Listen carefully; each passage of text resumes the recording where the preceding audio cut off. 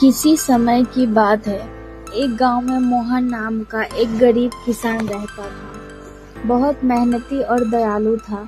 उसका मानना था कि सच्चे मन से की गई भलाई कभी बेकार नहीं जाती। मोहन रोज सुबह जल्दी उठकर खेतों में काम करता और जो भी फसल उगती उसे गांव में बेचकर अपना जीवन यापन करता।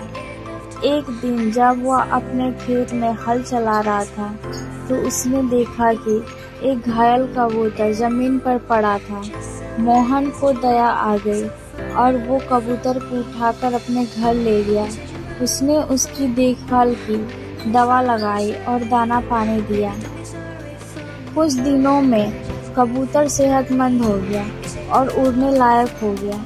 जब वह ठीक हो गया तो उड़ने से पहले उसने मोहन की झोपड़ी के ऊपर कुछ देर चक्कर लगाया और फिर उड़ गया। मोहन मुस्कुराया और अपने काम में लग गया। उसने इस बारे में ज्यादा नहीं सोचा।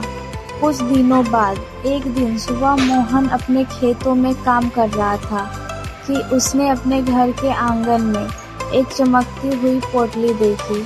उसने उसे खोलकर देखा तो वह दंग रह गया। उसमें सोने के सिक्के थे। मोहन को समझ में नहीं आया कि यह किसने रखा होगा।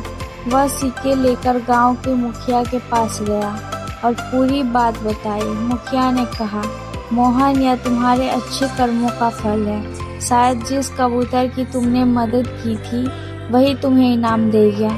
मोहन बहुत खुश हुआ, लेकिन उसने निर्णय किया कि इन सिक्कों का उपयोग वह अपने गांव के लोगों की भलाई के लिए करेगा।